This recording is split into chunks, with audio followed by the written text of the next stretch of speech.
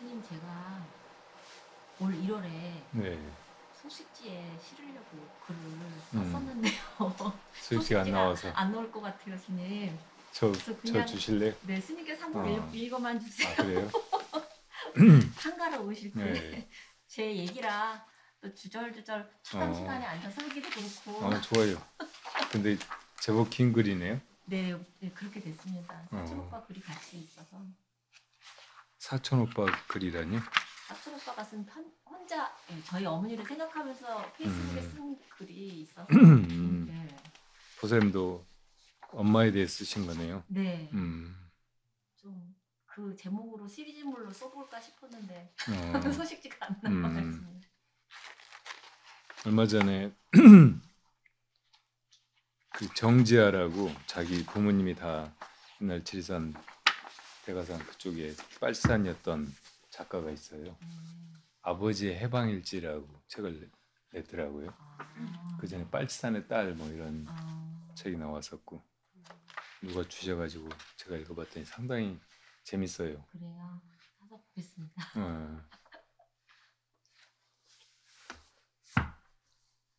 두 분 다 이제 지리산 일대에서 빨치산 활동하다가 나중에 살아남아서 근데 이제 감옥에서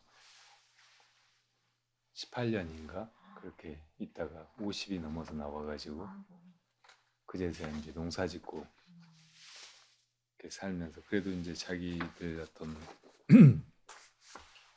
사상이라든지 기본적인 신념을 버리지 않고 이렇게 살아가는데 이제 그 딸은 어릴 때부터 이제 이렇게 자기 부모님이 다 빨갱이라고 빨치산이라고 그런 얘기를 듣고 이제 충격받고 사람들하고 나는 어울리지 못하는가 세상에서 나는 벗어나 있는 것 같다 그런 생각으로 이렇게 살다가 이제 나중에 아버지를 이해하게 되고 근데 그 글이 등장인물이 아주 많고 아주 다양한 얘기가 상당히 훈훈하게 뭐 무슨 사상을 드러내려고 한 게 아니고 뭐 그런 배경에서 태어나 가지고 그 주변의 사람들이 아버지하고 어떤 인연을 맺고 살았는지 아버지가 뭐 그런 사상하고 아무 관계없이 사람들하고 아주 친밀하고 인간적이고 또 주변 사람들 다 잘 챙기고 그렇게 살아가는 모습을 그렸는데 그 단편에서 인간미 같은 게 많이 느껴져요. 근데 그게 이제 우리 부모님 세대고 이제 다 돌아가시고 그 글이 수기나 자서전 같이 실제로 있었던 일을 기록한 것인 줄 알았는데 나중에 보니까 소설이라고 하더라고요. 그러니까 자기 아버지 얘기만 사실이고 다른 인물들은 이제 주변의 인물들이나 어떤 것들을 소재로 해가지고 소설적으로 구성한 거예요.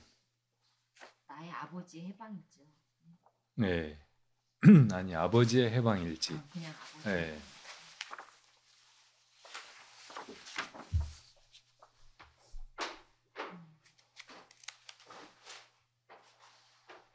그 책이 창비에서 나왔거든요. 창경과 네, 비평사에서. 네.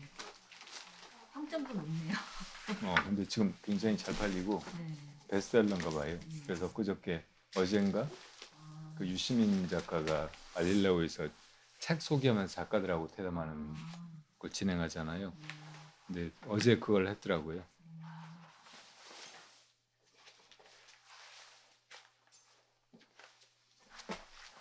부사님. 네. 네. 스리랑카 차는 되게 그 광고를 소박하게 하더라고요. 어디 가서 하면 차맛이 다 똑같죠 뭐 그러면서 그렇게요?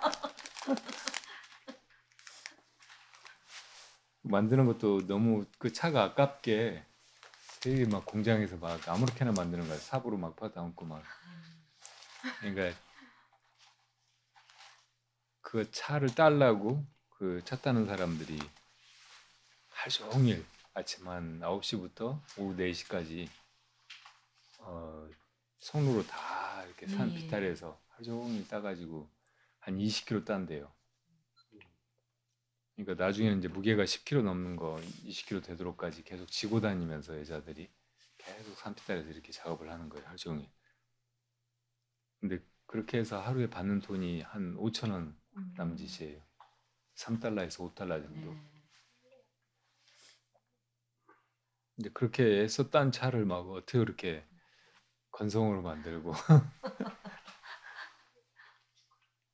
자기들도 별로 이렇게 자부심을 못 가지고, 그러니까 포장이나 광고 같은 거를 되게 소홀히 하고, 우리가 이제 홍차하면 립튼 차를 많이 예, 예, 생각하잖아요. 예, 예. 그건 이제 차 자체가 스리랑카에서는 식민지 시대에 영국이 스리랑카에서 이제 차를 약탈해 가려고 그 철도도 놓고 막 그렇게 타밀족들도 인도에서 데려다가 막 대량으로 노동자로 쓰고 막 이렇게 해왔는데, 자기들이 이제 거기 가서 사는 거라든지 자기들이 실제로 마시는 차 이런 거는 자기들 식으로 포장하고 이래저래 해가지고 예컨대 립튼사 같은 데서 예, 예. 그렇게 이제 근사하게 또 아주 비싸게. 비싼 값으로 그렇게 팔아먹고 하지, 막상 스리랑카 사람들은 그냥 그걸로 뭐 돈이 되는 것도 아니고 너무 흔해 빠졌고 그러니까 소홀하게 생각하는 느낌이 드는 거예요. 많이 안타깝더라고요. 근데 이 차를 실제로 이제 내서 마셔보면 이게 섬세한 차가 아니라서 우려서 마시면 별로 그 우리 차처럼 뜨거운 물 그냥 부어가지고 한번 우려 마시면 별로 그 향수가 충분히 안 느껴지더라고. 네. 그래서 살짝 끓이는 게 좋아요. 아. 차를 처음부터 넣고 달이는 거죠. 옛날에는 이제 우리나라나 중국 같은 데서도 차를 끓인다고 했어요. 팽다. 이게 그냥 차를 이렇게 우려 마시는 게 아니고 그런 거 이제 뭐라고 출렴한다고 하나? 그렇게 이제 우려 마시는 차가 아니고 끓여서 다원에다 넣고 이렇게 막 이제 팔팔 이렇게 끓여가지고 차 향이 나면 이제 그때 이렇게 따라 마시던 거였다고. 그래서 다시 중에 다반 향초라는 말 많이 나오거든요. 그걸 이제 해석하는데도 이렇게 분분하더라고요. 그 걔네가. 그런데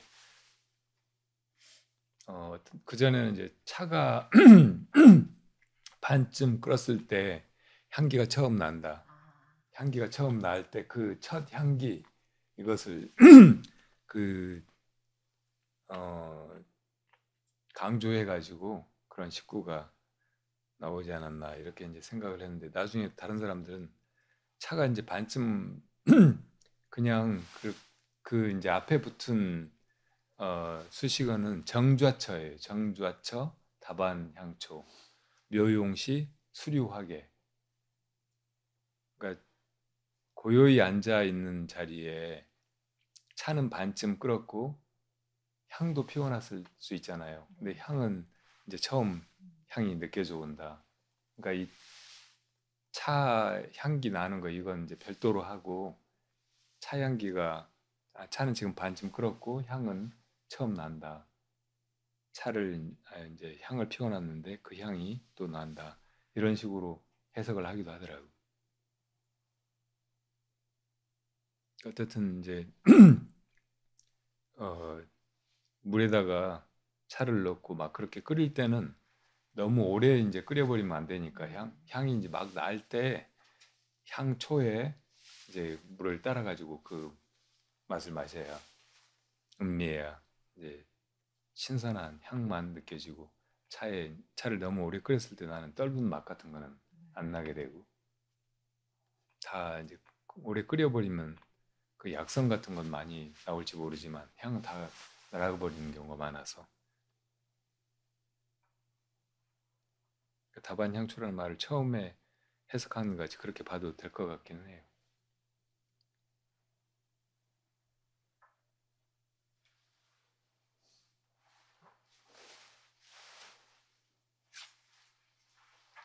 포장을 이렇게도 해보고 저렇게도 해보고 막 하긴 하는데 좀 다 허접해 보여.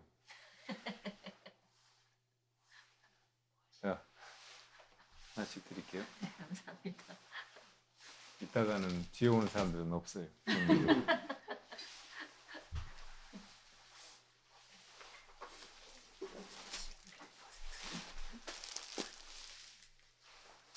이거 막 구겨지고 이것도 근사하게 포장이 돼 있던 건데 이제 이 박스에다가 다 집어넣느라고 네.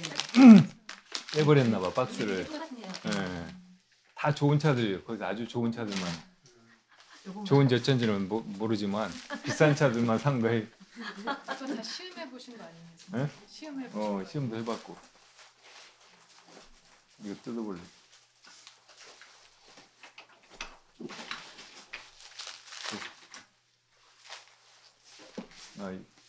이거 우리 절의 식구들은 여기 놔둘 테니까 여기서 마시면 되고. 낭지보살님 받으셨어요? 네. 네. 그거 드시고 싶은 분들은 낭지보살님 있어요?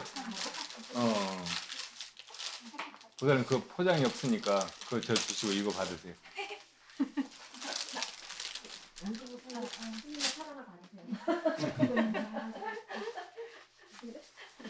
이따가 이제 오시는 분 중에 좀 네. 노부사님들이나 또 드리자고.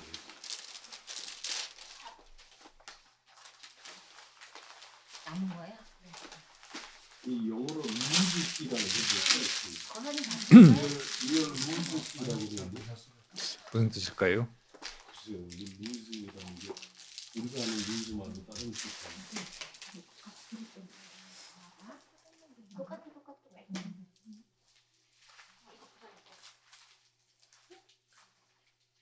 이 차를 발효시킨 정도에 따라서 화이트부터 이제 블랙까지 쭉 있더라고.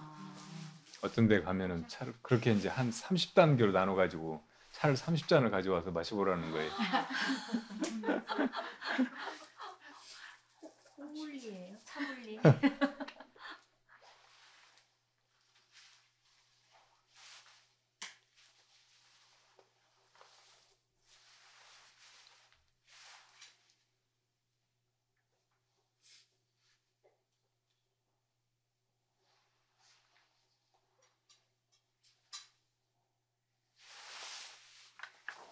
이거 제가 읽어드릴까요?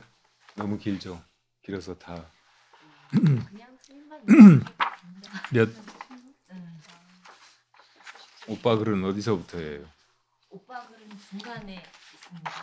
좀 예, 여기서부터. 여기서부터 그럼 이 앞부분만 제가 읽어볼게요. 아이고. 오빠 글은 좀-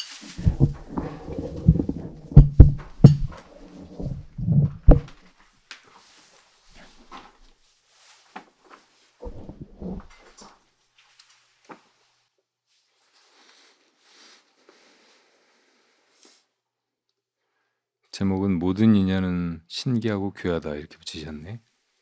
나의 엄마. 엄마는 내가 중학교 3학년 때 돌아가셨다. 중학교 3학년 되던 해 봄방학 중이었던 2월 어느 날 하혈을 하셔서 대학병원에 실려가셨고 응급수술 결과 간암이라고 했다. 암이 온 장기에 퍼져 손 쓸 수 없는 지경이어서 그대로 다시 배를 닫았다고 했다. 엄마는 자신이 간암 말기인 것을 모르셨고 대학병원에서 퇴원해 동네 병원으로 보름 정도 요양하고 집으로 돌아오셨다.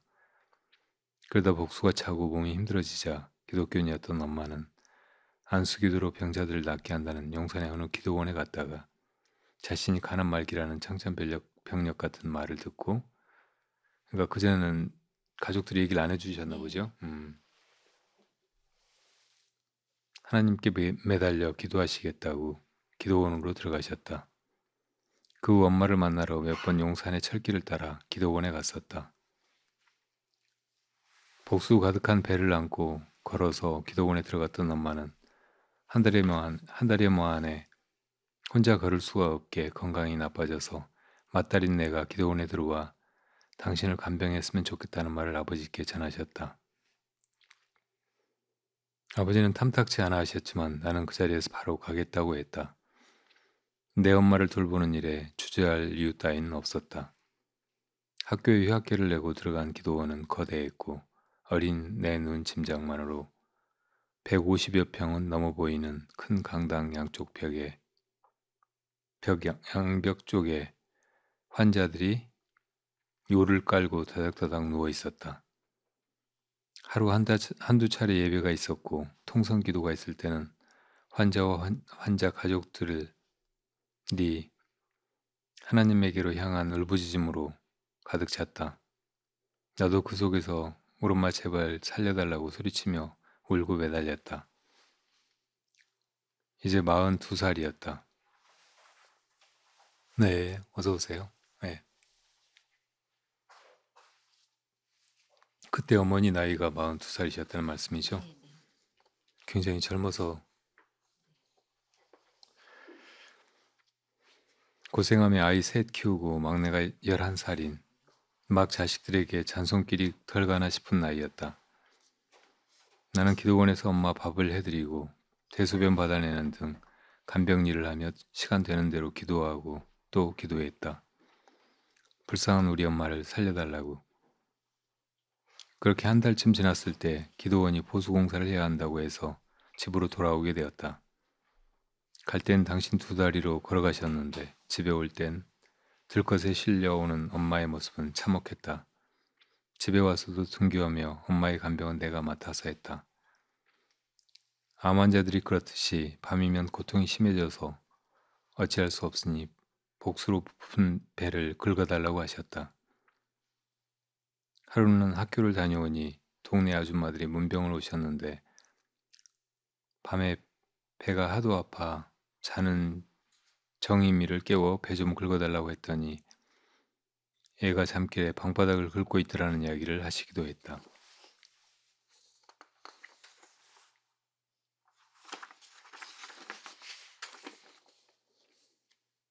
집에 돌아와서도 엄마의 하나님에게로 향한 기도는 멈추지 않았다. 그 무렵 동네에 기도 잘한다는 어느 집사님과 몇 분이 엄마를 위해 기도해 주러 오셨는데 기도를 마친 그분이 이 집 큰딸이 새벽 기도를 다녀야 한다고 그래야 엄마가 나을 거라고 하셨다. 그때 나를 바라보던 엄마의 눈빛이 아직도 생각난다. 미안해서 말로는 참아 못하지만 물기를 담은 간절한 눈동자의 흔들림을. 그 다음 날부터 기꺼이 새벽 기도를 갔다. 동틀 무렵 교회에 새벽 기도를 갔다 와서 등교를 하고 집에 와서는 엄마의 손발이 되어 움직였다. 그러다 보니 학교 가서는 수업 시간에 꾸벅꾸벅 졸기가 일쑤였다. 나의 간절한 기도와 상관없이 엄마의 병세는 점점 깊어졌고 온몸에 퍼진 암 때문에 너무 고통스러워하셔서 몰핀에 의지해 버티고 있었다. 그러던 6월 하순에 비오던 어느 날 사람들이 엄마가 오늘을 넘기지 못할 거라고 했다. 비가 쏟아지던 그날 나는 아무도 없는 교회에 가서 제발 엄마를 살려달라고 목 놓아 울며 기도했다. 신을 향한 마지막 절규였다. 자정이 넘은 시간 엄마는 의식이 없는 가운데 숨을 헐떡이셨다. 이제 곧 돌아가실 것 같다며 엄마를 불러보라는 말에 나는 엄마를 부르다 엄마 귀에 대고 엄마 사랑해를 몇 번이고 외쳤다. 그렇게 나의 엄마는 내 곁을 떠났고 장례식에 조문 온 교회 사람들은 내 손을 잡고 다 하나님이 뜻이 있어서 엄마를 일찍 데려가는 것이라고 했다. 나는 이해할 수 없었다. 내 엄마가 죽었는데 착하게만 살던 내 엄마가 죽었는데 그게 하나님의 뜻이라니. 거기에 도대체 어떤 하나님의 뜻이 있단 말인가. 16세 나는 이해할 수 없었다. 늘 참고 희생하며 착하게 살던 엄마의 죽음을 받아들이기조차 힘들었던 내게 그게 하나님의 뜻이라니 분하기만 했다. 모두가 말했다. 네 엄마는 버벗이도 살 참 좋은 사람이었다고. 불같은 아버지 성품 다 받아내고 남한테 싫은 소리 한 번 안 하고 단칸방에 살면서도 시골서 올라온 시댁 조카들 거둬 서울살이를 시작할 수 있을 때까지 밥해주고 빨래해주며 얼굴 한번 구기지 않던 엄마였다. 이런 엄마가 고생하다 42에 병에 걸려 고통에 몸부림치다 돌아가셨다. 엄마를 마음고생시키는 아버지를 참고 또 참고 살며 희생만 하다 자식들 키워놓고 살만해질 나이에 병에 걸려 죽게 되다니 16의 어린 내가 보기엔 억울하고 허망한 죽음이었다.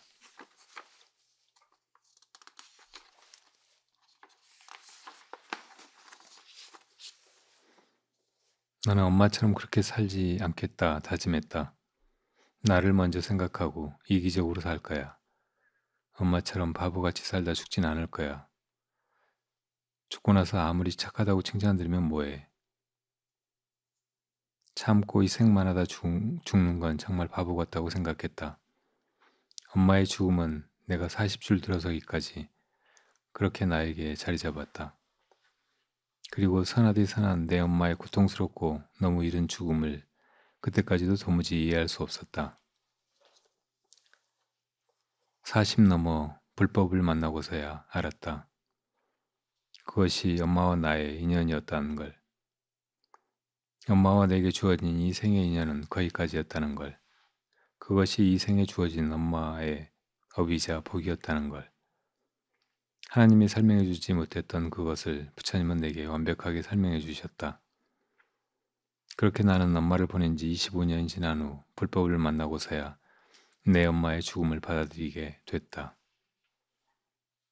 몇 년 전 남동생이 결혼하고 나서 엄마의 제사를 모시는 첫 해였다. 남동생 댁이 임신한 몸으로 무더위에 제사 준비하기 힘들 것 같아 탕과 과일만 준비하게 하고 나머지 제사 음식은 내가 준비해 가겠다고 했다. 그날 정신없이 땀 흘리며 엄마 제사에 쓰일 전을 붙이고 있는데 문자가 하나 왔다. 큰 고모의 맏아들인 사촌 오빠의 문자였다. 큰 고모에겐 아들이 둘이 있는데 큰 오빠는 서울에서 작은 오빠는 뉴질랜드에서 목회자로 활동하고 계셨다. 서울 사는 사촌 오빠는 뉴질랜드에 있는 작은 오빠가 페이스북에 글을 올렸는데 너희들도 보면 좋겠다 싶어 복사해서 보냈다는 내용이었다. 뉴질랜드에 사는 사촌 오빠의 글은 이랬다. 이 사촌 오빠 글을 계속 읽어야 되겠네요. 더 좋습니다. 네?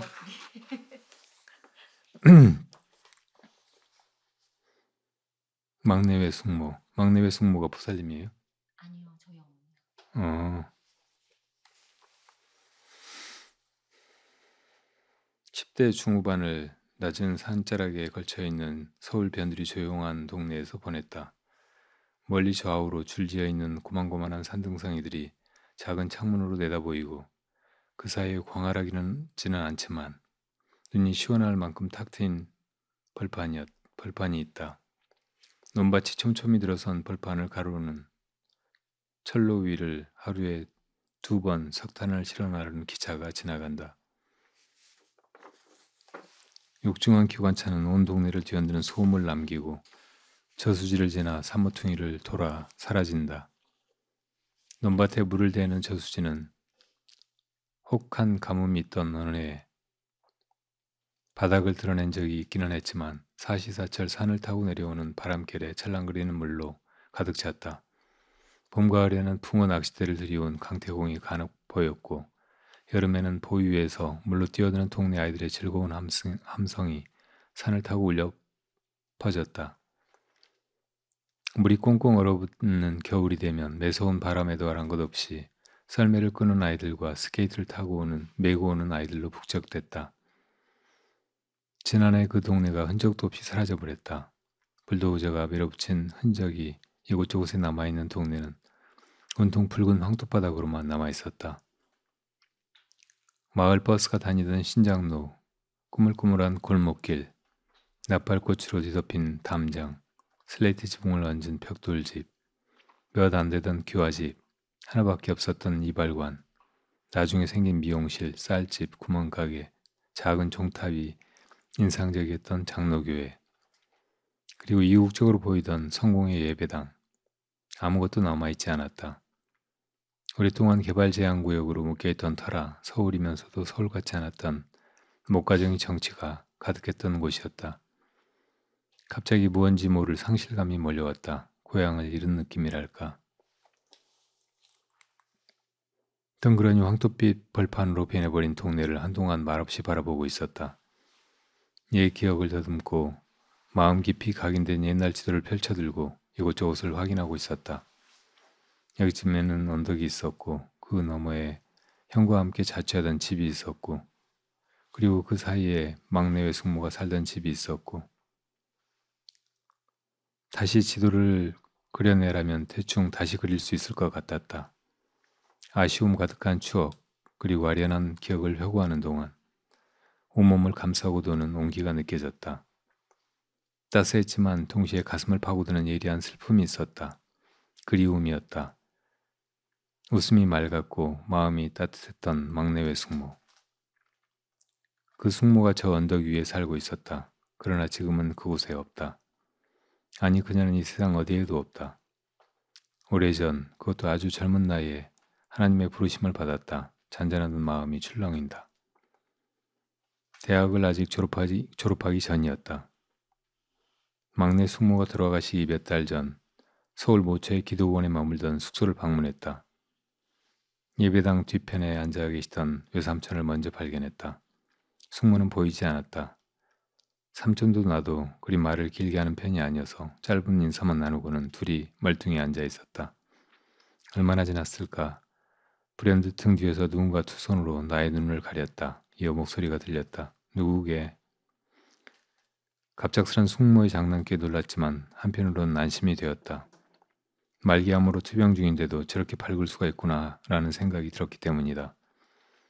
내 눈을 살포시 덮고 있던 그녀의 두 손은 차가웠다. 그러나 나는 느끼고 있었다. 반가운 마음에 스며있던 그 따스함과 사랑을. 그러나 결국 슬픔의 무게에 눌리고 말았다. 내 등에 닿은 숙모의 배가 이미 복수로 가득 차 있었기 때문이었다. 제법 유독한 상태였음을 돌아보지 않고도 알 수 있었다. 막내 숙모는 외가나 친가를 통틀어 기독교인을 찾아보기 힘들던 집안에 태어난 나에게 가까이 살면서 경험하였던 가족 가운데 첫 번째 그리스도인이었다. 그녀는 언제나 밝았다. 얼굴에는 늘 미소가 가득했고 후덕하고 마음은 따뜻했다. 만만치 않던 삶에 고단함이 없었던 것은 아니었을 것이다. 그러나 최소한 나를 대하던 숙모의 모습은 언제나 한결같았다. 따스함, 친절함, 그리고 넉넉함이 가득했다. 숙모의 병원 소식을 듣던 날 마음이 철렁 내려앉았다.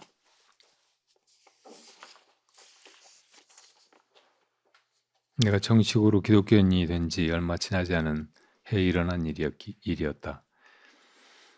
이제 겨우 기독교에 대하여 알아가던 걸음마 시절이었다. 어찌해야 할까? 내가 할 수 있는 것은 아무것도 없었다. 하나님 도와주세요. 숙모의 완쾌를 위해 기도했다. 그녀를 위해 내가 할 수 있었던 유일한 일이었다. 그러나 숙모는 돌아가시고 말았다. 가족의 기도, 그녀를 사랑하던 모든 이들의 기도, 나의 기도, 그리고 숙모 자신의 기도가 모두 물거품이 되고 말았다. 하나님은 우리의 기도를 들어주시지 않았다. 이런 생각을 했다. 그렇게 마음이 선하고 따뜻하고 사랑이 많던 숙모가 왜 그렇게 일찍 돌아가셨을까? 왜 하나님은 그녀를 이 땅에 좀 더 머물게 하지 않으셨을까? 그녀가 사랑했던 주님을 사랑하는 세상의 빛으로 누구보다 더 훌륭한 그리스도인이었음에도 불구하고 왜 그녀를 그토록 일찌감치 데려가셨을까? 천국에 사람이 필요하다면 그녀 말고도 먼저 데려갈 만한 사람들이 훨씬 많은 듯한데 어찌 그리 친절하고 관대하고 사랑이 많은 사람을 먼저 불러가시는 것일까? 아무 데서도 해답을 찾지 못했다. 지금도 그 답을 알 수가 없다. 한 가지 확실히 아는 것은 지금도 숙모처럼 이 땅에 더 오래 남아있어야 할 명분이 충분해 보임에도 불구하고 먼저 떠나는 사람들이 많다는 것. 하지만 그 이유를 알 수가 없다. 막내 숙모를 기억하는 가운데 한 가지 깨달은 것이 있다. 나의 신앙의 여정에 있어 가장 지대하고 강력한 영향력을 준 인물이 바로 막내 숙모였다는 사실을. 진지한 자기 성찰에 게을렀던 탓에 30여 년이 지난 지금에서야 발견했다. 숙모는 나에게 신학을 말해주지 않았다. 복음을 설명해주지도 않았고 성경, 예수님, 하나님, 성령에 대하여 이야기해 준 적도 없다. 하지만 그녀에게서 배운 소중한 교훈이 하나 있다. 말없이 보여준 그녀의 삶과 인격과 행동에서 드러난 그리스도인의 정의였다. 그리스도인이란 누구인가에 대하여 숙모는 스스로가 그 해답이 되어줬다. 그리스도인이란 따뜻한 마음과 겸손, 그리고 긍휼함의 소유자라는 것을. 몇 년 전에 신학 석사 학위를 받았다. 지금은 박사 과정을 밟고 있다. 다양한 종교적 세계관, 신학적 관점, 기독교 신앙과 교리, 성경적인 가르침, 그리고 기독교적 가치관과 인류관에 대하여 나름 익숙하다 하지만 만일 누군가 그리스도인은 누구인가 라고 나에게 묻는다면 신학적 설명이 곁들인 기나긴 교리 목록을 제시하지 않을 것이다. 나는 지금 교회나 성경의 신앙적 원리들이 중요하지 않다라고 말하려는 것은 아니다. 바른 교리와 성경적 가르침이 기독교 신앙에 있어서 얼마나 중요한지는 새삼 언급할 필요가 없다. 기독교의 근간이 되기 때문이다. 내가 강조하려는 것은 만일 처음 만나는 사람을 대할 때 그에게 당신이 그리스도인임을 보여주기 위해 혹은 증거하기 위해 길게 나열된 교리 목록을 들이대며 나는 이 교리들을 다 믿고 있다 라고 말하지는 않을 것이라는 점이다. 왜냐하면 나는 당신이 어떤 신앙적 교리를 증거하고 중시하고 있고 얼마나 많은 교리를 믿고 있는지에 관심을 갖기 이전에 당신이 얼마나 친절한 사람인지, 얼마나 상대방을 존중하는 사람인지, 다른 이들의 아픔에 얼마나 공감하는 사람인가에 대하여 우선적인 관심을 보일 것이기 때문이다. 이러한 점에서 만일 누군가 그리스도인은 누구인가 라고 묻는다면 나는 이렇게 대답할 것이다. 따뜻함과 겸손 그리고 긍휼한 마음의 소유자.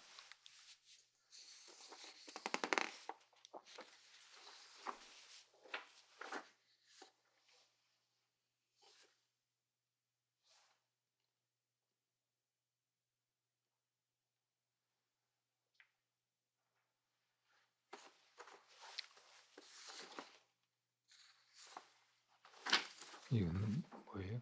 그 뒷장이에요? 네.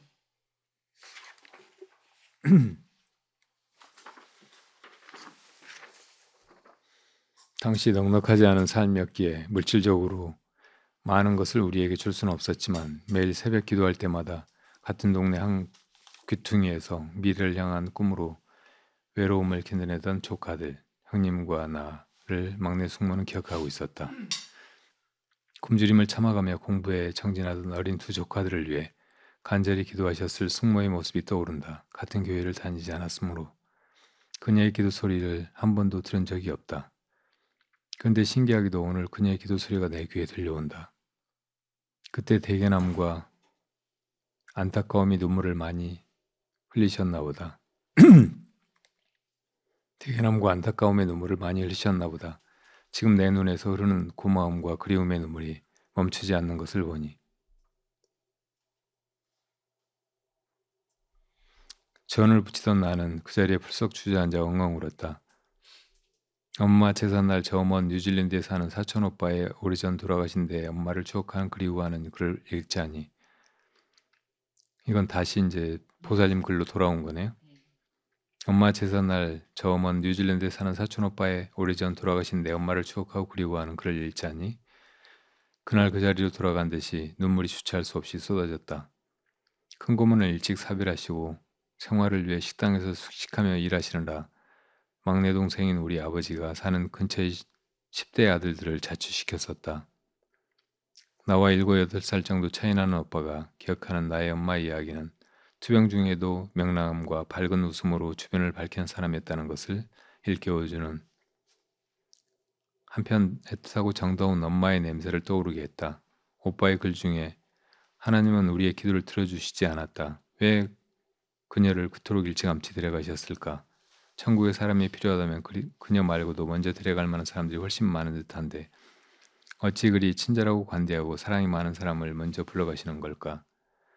아무 데서도 해답을 찾지 못했다. 지금도 그 해답을 알 수가 없다. 한 가지 확실히 아는 것은 지금도 숙모처럼 이 땅에서 오래 남아있어야 할 명분이 충분해 보임에도 불구하고 먼저 떠나는 사람들이 많다는 것. 하지만 그 이유를 알 수가 없다. 이 구절을 읽으며 오빠는 모르시는군요. 저는 아는데 하나님은 설명해 주시지 못한 그것을 그 모든 것을 우리 부처님은 아주 명확히 설명해 주시는데 했다. 그리고 생각했다. 나의 엄마는 보살의 마음으로 살다 가셨구나. 기독교인이 보기엔 참된 그리스도인이겠지만 불자인 내가 보기엔 참된 보살행을 하신 분이었구나. 법정스님이 말씀하셨다. 세상에서 가장 위대한 종교는 친절이라고, 따뜻한 마음이라고. 종교를 떠나 마땅히 그리 살아야 하는 사람의 모습. 나의 엄마가 그렇게 사신 분이라는 걸 돌아가신 지 30여 년이 흐른 뒤에 친지들 가슴속에 자리한 엄마에 대한 그리움을 통해 깊이 깨달았다. 눈이 퉁퉁 붓도록 울고 나서 큰오빠에게 오늘이 엄마 기일인데 작은오빠가 엄마를 생각하는 이런 글을 써서 더 먹먹하다고 우리 엄마에 대한 기억을 따뜻하게 가슴에 품어주고 고맙다고 문자 보내니 오늘이 외숙모 기일인 줄 몰랐다고 미안하고 놀라워하셨다.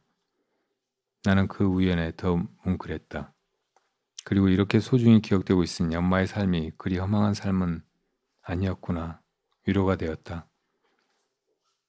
젊었을 때는 애들 키우며 서로 사는 게 바쁘고 힘들어 자주 보지 못하던 사촌언니 오빠들이 이제 나이 들어 조금 편안해지니 서로 안부를 챙기며 가까운 곳에 사는 사람들은 자주 보게 되는데 모두들 나를 볼 때마다 엄마 이야기를 하며 막내 작은 엄마가 나한테는 엄마 같았다.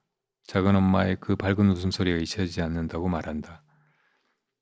큰아버지 댁 언니 오빠들은 네 엄마한테 받은 걸 생각해서라도 우리가 니들이나 작은 아버지에게 잘해야 하는데 하시며 아버지가 나를 볼 때마다 용돈을 챙겨드리고 뭐라도 주려고 애쓰는 모습을 보면서 우리 엄마가 바보같이 잘못 산 게 아니구나. 잘 살다 가셨구나. 그래서 지금 내가 그 은혜를 받고 있구나. 새삼 깨달았다. 나도 엄마처럼 살아야겠구나. 누구나 가는 길 엄마처럼 아름다이 기억되는 사람이 되어야겠다. 마음결을 가다듬었다. 불법을 만난 후로 백중 때마다 법당에 엎드려 울며 기도했다. 고생만 하다간 우리 엄마 업장소멸되고 극락왕생하게 해달라고. 다음 생에 다시 모녀지간으로 만나 이 생에 못했던 효도하며 모녀의 정을 오래 나누게 해달라고. 백중 입제일이 엄마의 길이어서 더욱더 애절하게 그렇게 10여 년을 눈물로 기도드렸다. 그렇게 늘 내게 사무치게 남아있던 엄마에 대한 슬프고 애절한 마음이 버퍼림에 와서 스님 법문을 들으며 비로소 편안해졌다. 엄마의 투병과 죽음을 보며 내 의식의 밑바닥에 깔려있던 죽음과 병에 대한 두려움과 그것들이 나에게 닥쳤을 때 받아들이는 마음 자세에 대해 들끓었던 의문과 답답함이 스님의 법문과 차담에서 전해주시는 말씀들을 통해 어느 정도 가라앉고 엄마를 생각할 때마다 애달고 비통했던 마음이 한결 담담하고 편안해졌다. 언젠가 차담 시간에 한 보살님이 질문하셨다. 제게 아버지 같은 분이 병으로 돌아가셨는데 제가 그분을 위해 해드릴 수 있는 게 없더라고요. 스님, 제가 그분을 위해 어떻게 하면 좋을까요? 눈물을 글썽이며 묻는 보살님에게 스님께서는 이렇게 답하셨다. 돌아가신 분을 위해 극락왕생하시라고 기도하시는 것도 좋지만 종국엔 내가 수행을 잘하는 것이 그분께 도움이 되는 길이에요. 내가 수행한 그 공덕과 복력이 나의 과적과 주변에 회양되는 것이에요.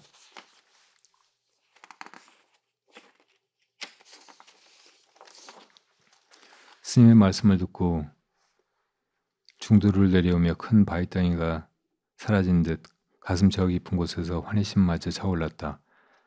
답답함과 의문은 사라지고 단단하고 든든한 다른 무엇인가가 나를 채웠다. 10여 년간 제 의식에만 매달리던 내게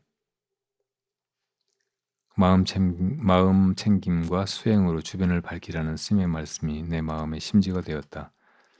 지금 이 순간 일어나는 이 마음을 열심히 그리고 여실히 들여다보고 늘 따뜻한 눈빛과 따스한 미소, 따뜻한 말, 따뜻한 얼굴로 그리고 가슴속 저 깊은 마음까지 따뜻한 사람으로 살아내는 것, 그것이 나의 일임을, 나와 우리 모두를 위해, 나의 엄마를 위해.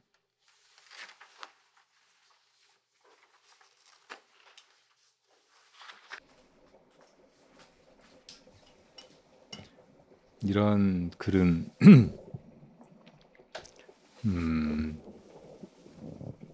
잘 쓴 글이다 혹은 시원찮은 글이다 그렇게 평가하기가 힘들어요.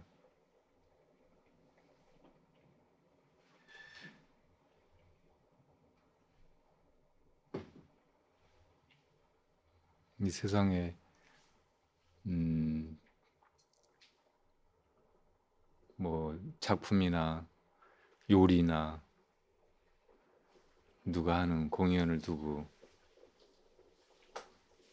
혹은 스포츠 경기에 선수가 하는 플레이를 두고 잘한다 못한다 이렇게 흔히 평가하잖아요. 그런 평가는 다 상대적인 것들이고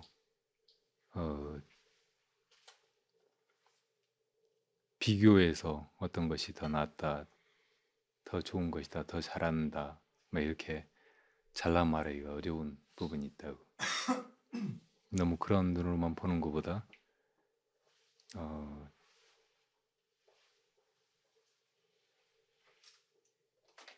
근본적으로 사람이 그런 일을 할 수 있다는 것, 그리고 그렇게 뭔가 하면서 우리가 살고 있다는 것,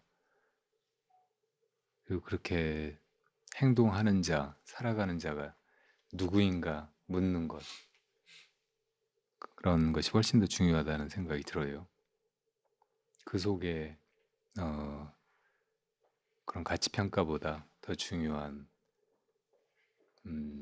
법, 진리에 대한 알미 일어나고 결국은 궁극의 깨달음이 이렇게 벌어지니까요.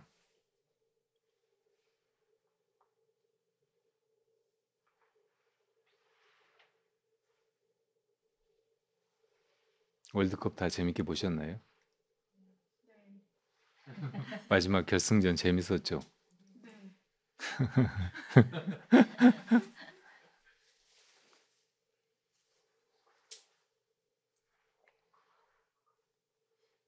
나중에 시상식에 보니까 메시가 음바페하고 또 아르헨티나의 골키퍼하고 같이 서 있는데 음바페가 체중이나 뭐나 체구 전체가 메시 2배까지는 아니어도 한 3분의 1 정도 혹은 반 정도는 더 있는 것 같더라고. 골키퍼하고는 신장 차이가 한 30cm는 나 보이더라고요. 메시가 키가 169 정도라고 하더라고요. 그러니까 음바페하고만 비교해도 초등학생하고 성인하고 있는 것 같은 그런 느낌이에요. 근데 그런 그 신체적인 열세에도 불구하고 메시가 보이는 플레이라든지 또 전체적인 경기 안에서 그 게임을 주도하고 결국은 승리로 이끌어내는 자기 역할을 다하는 모습 보면 참 경탄스럽고 한 인간에 대해서 우리가 존경심이나 혹은 이렇게 응원하고 싶은 마음 이런 게 자연히 나게 되고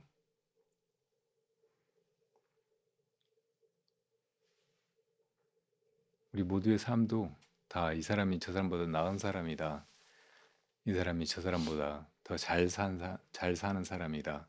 그렇게 평가하기 앞서서 각각이 다 사실은 존재의 의미나 가치를 내면에 가지고 있고 그 사람의 삶의 단면 순간순간에 다 그 의미가 드러나고 있기 때문에 그거를 발견하려고 노력하는 거 이것이 잘 사는 삶이지 다른 사람하고 비교하면서 앞서 보려고 하는 거 뛰어나려고 하는 거 1등이 되려고 하는 거 출세하려고 하는 거 이런 거는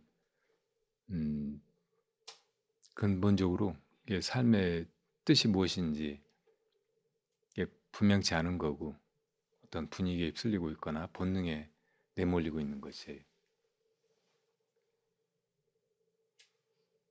그러다가 다른 사람들한테 이제 크게 평가받거나 뭐 1등이 되거나 혹은 권좌에 오르거나 한다고 해도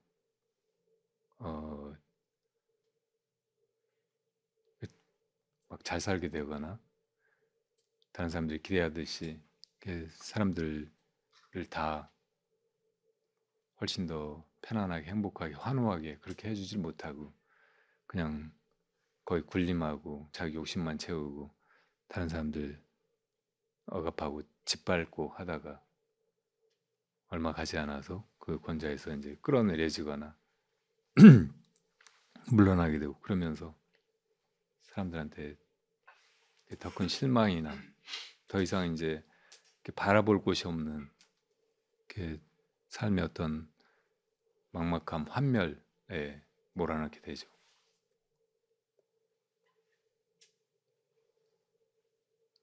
월드컵에 우승하는 팀은 한 팀이고 그 중에서 최우 선수는 또 한 사람이고 1등은 언제나 한 사람이고 그럴 수밖에 없지만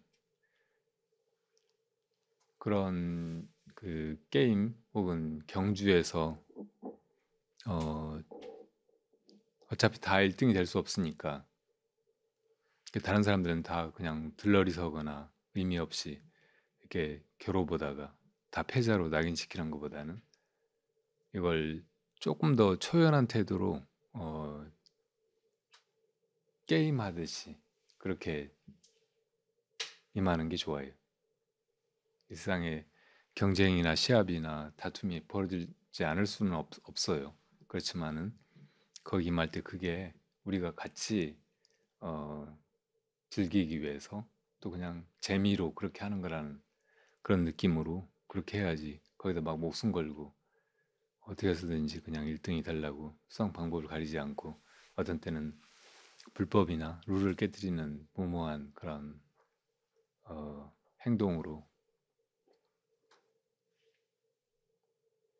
설령 그런 결과를 얻게 된다고 하더라도 그게 다른 사람들한테 별로 득되는 게 없고 모두 오히려 그런 걸 그냥 게임으로 임했던 사람들한테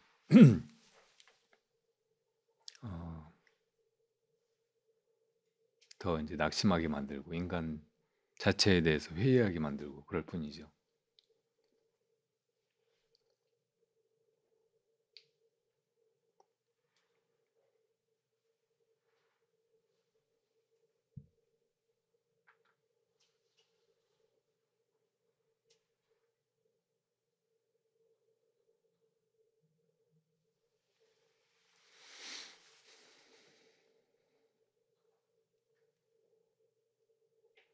우리가 살면서 바라는 것이 행복이나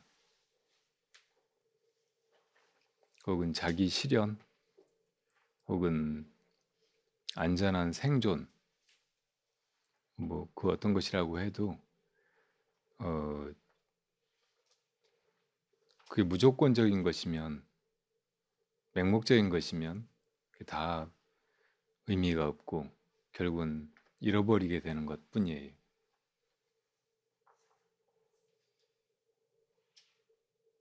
그러니까 제일 먼저 필요한 거는 왜 우리가 이렇게 살고 있는가, 이 세상에 왜 이렇게 있는가, 궁극적인 목적이 무엇인가 이것에 대한 자각이라는 생각이 들어요.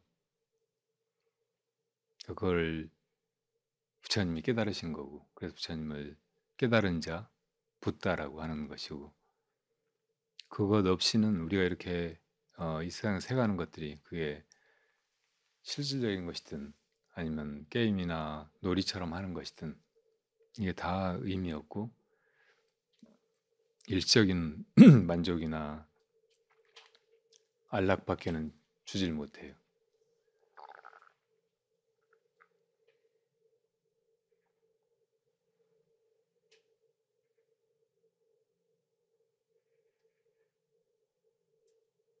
본질적으로 세상의 모든 것들이 드러난 것들은 다 사라지고 무상한 것이기 때문에 그 속에서 어떤 영원한 의미나 행복을 구하는 것은 다 이렇게 얻을 수 없는 것을 무지개 같은 것을 추구하는 일이죠.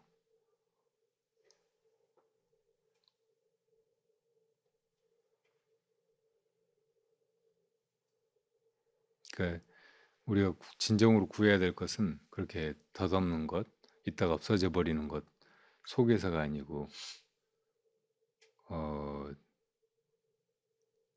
그러니까 이 대상 세계에 있는 것이 아니고 안에 있다는 것, 이 대상 세계를 보고 있는 자, 자기 내면, 진정한 그 주체, 그 속에 있다는 것을 먼저 돌아봐야 된다고. 그걸 부처님이 가르쳐 보이신 거고, 부처님이 영원한 안락이나 행복이나 완성을 얻었다고 하면 그것은 부처님 내면에서 얻으신 거니까, 그리고 그 내면이 부처님에게만 있는 게 아니고 우리에게 다 있는 거니까 우리 안에서 그것을 찾아 들어가야 된다. 더러는 생존 경쟁에 나서서 다른 사람하고 이렇게 다투기도 하고, 또 더러는 시합이나 놀이에서 서로 선두를 차지하려고 겨루기도 하고, 그럴지라도 그런 과정이 그냥 이 세상에서 무엇인가를 얻기 위한 것이 아니고 내 내면으로 지금 이걸 무엇이 하고 있는가, 무엇이 이것을 대하고 있는가, 무엇이 벌어지는 이것들을 보고 있는가, 그렇게 묻는 걸 통해서 그 안에서 그걸 발견하기 위한 과정이라고 자각하고 그렇게 살아야 된다는 말이죠. 부처님이 가르치신 게 그거예요.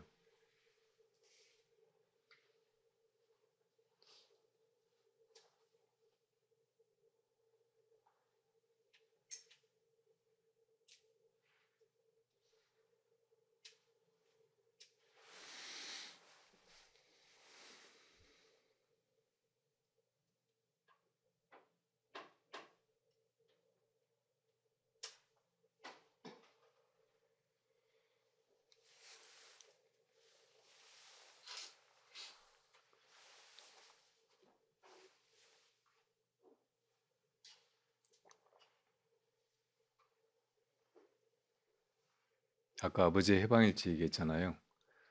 근데 그 무렵에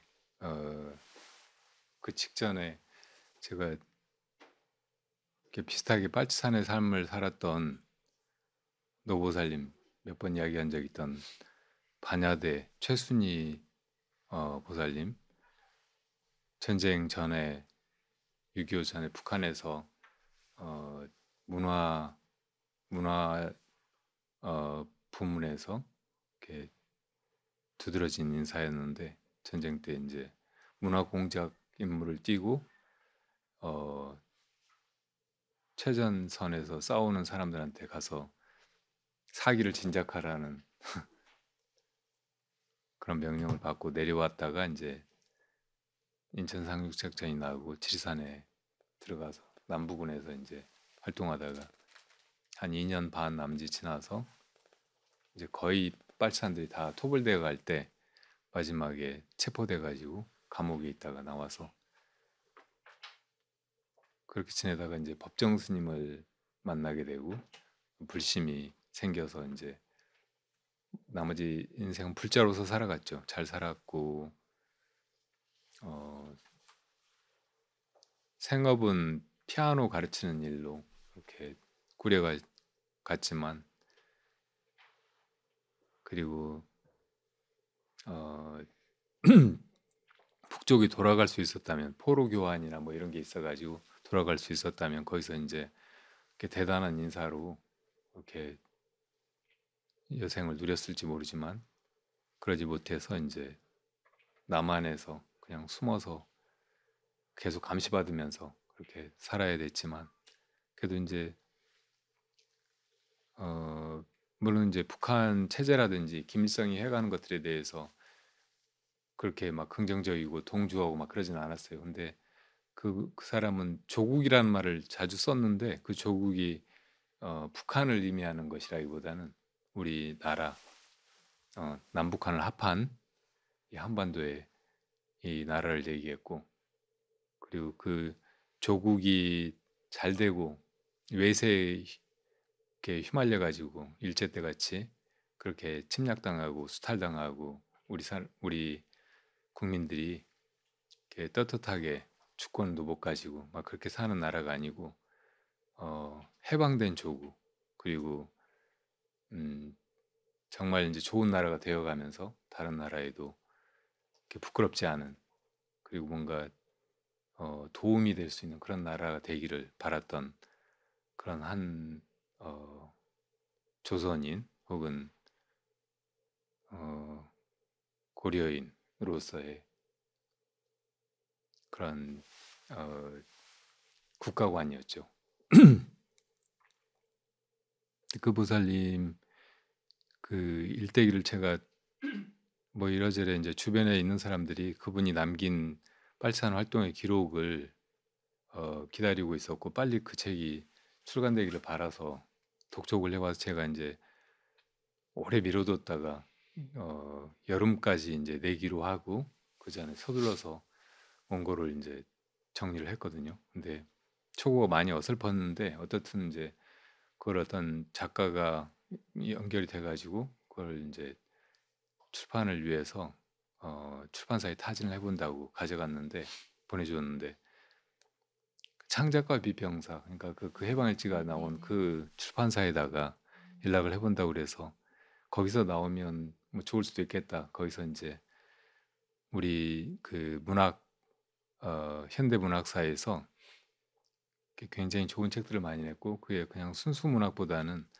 우리 시대의 흐름, 역사의 이 맥락 속에서 의미 있는 책들을 많이 냈기 때문에 이 책도 이제 성격이 부합하는 데가 있어서 거기서 나오면 좋겠다 생각하고 있었는데 그 사람이 다른 글들도 이제 정리해서 막 이렇게 출판을 하고 하는 그런 작가였는데 그런 거 하느라고 이제 시간을 계속 허비하고 있다가 이제 12월 달이 돼가지고서야 연락이 왔어요. 근데 창비사에 이제 나중에 그걸 보여줬는데 편집위원이 그걸 보고 이 원고가 몇 가지 문제가 있어서 출판을 못한다. 그러니까 편집자가 추천해서 출판을 바로 하는 경우가 있나 봐요. 그렇지 않으면 이제 응모를 받듯이 여러 이제 그 원고들을 검토해 가지고 이제 그 중에서 책을 내도 될 만하다고 생각되는 것을 내게 돼 있나 봐. 근데 그 편집자가 이렇게 이제 검토해 보고는 그때 이제 지적한 얘기가 뭐냐면 원고가 일단 초고가 너무 엉성하다. 그러니까 이 아까 해방일지가 소설이라고 했잖아요. 그러니까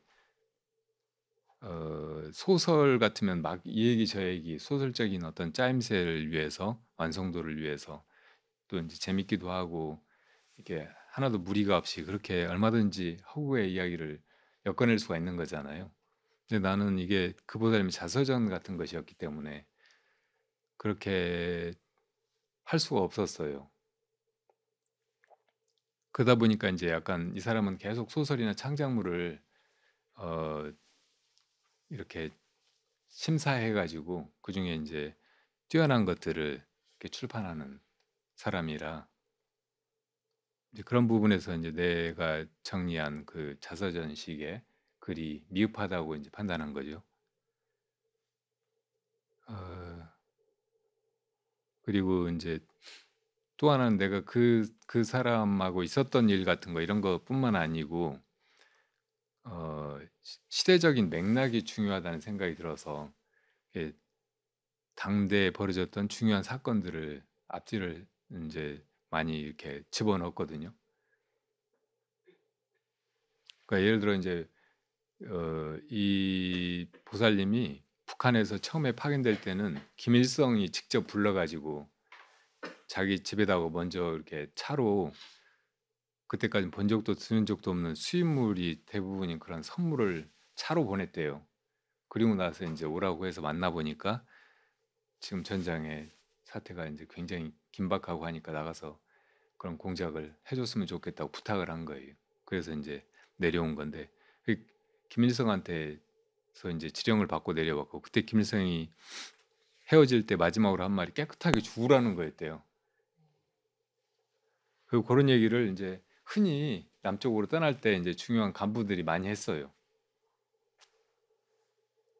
근데 나중에 이제 이 사람이 지산에서 체포돼 가지고 수사 받고 막 할 때 그때 이제 박정희가 그 여순 사건 나고 나서 그러니까 전쟁 전이죠.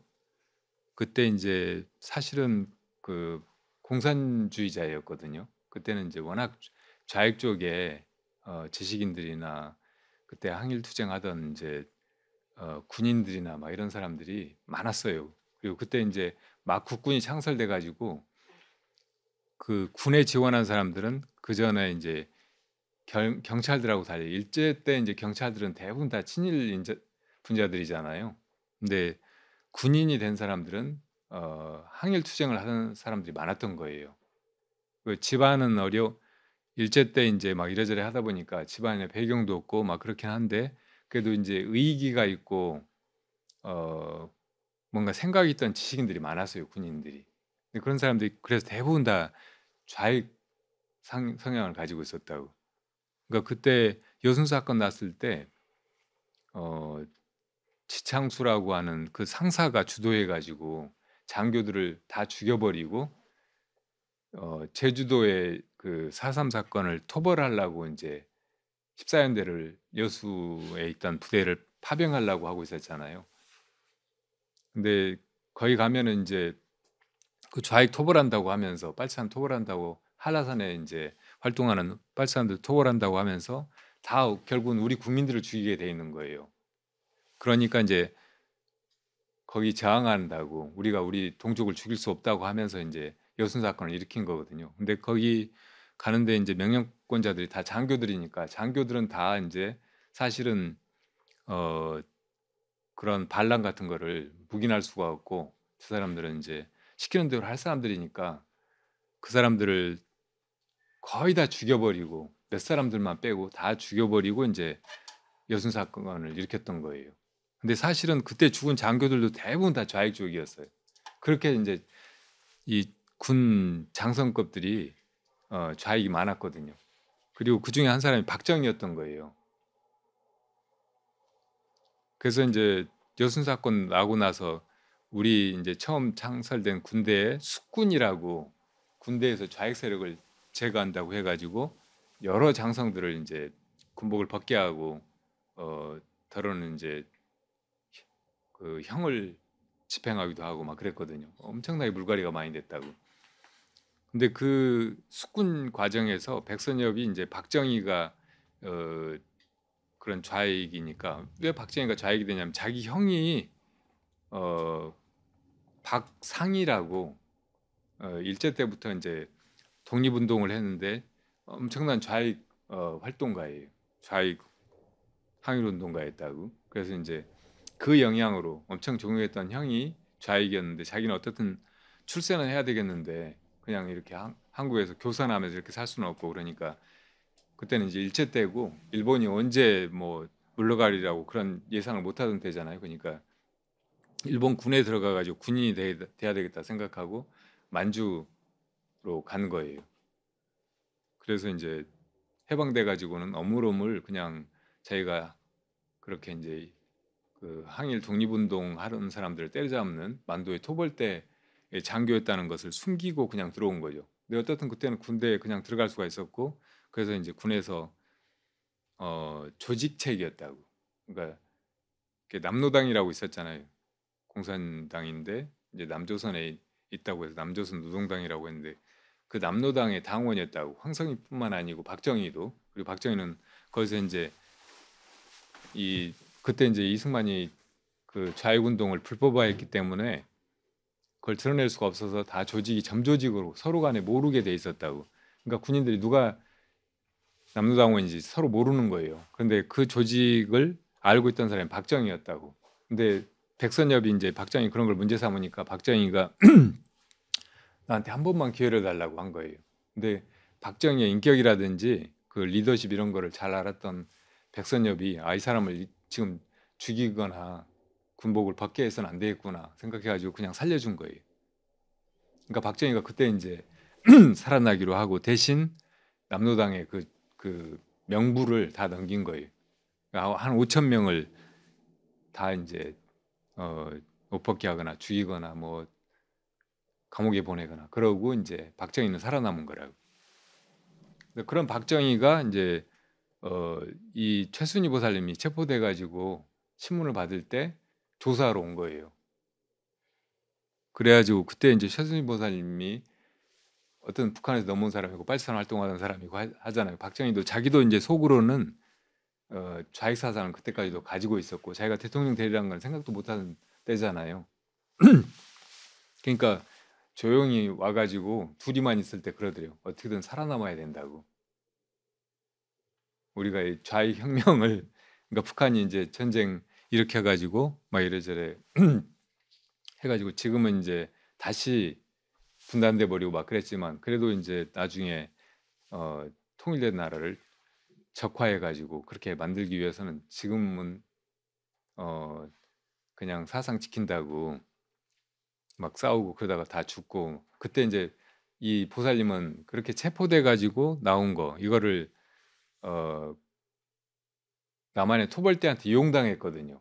그러니까 문화 공작하러 온 사람이 최순희가 이제 전향해 가지고 아주 이렇게 근사한 옷을 입고 아주 좋은데 살면서 피아노 치면서 이렇게 그러고 있다고 그 사진을 찍어 가지고 삐라로 뿌린 거예요. 지산 일대에다가. 그러니까 니들도 산에서 내려와 가지고 항복하라고.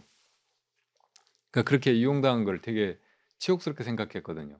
그러니까 박정희가 이제 그런 것까지 아니까 이렇더라도 어떻든 지금 그리고 이제 이 최순희 보살님은 죽을 생각을 계속 하고 있을 때도 이제 잡혀가지고 막 그러니까 기회만 되면 나는 그냥 죽어야 되겠다 이렇게 생각하고 있는데 박정희가 어떻게든 살아남으라고 한 거예요. 어떻게든 살아남아야 된다고.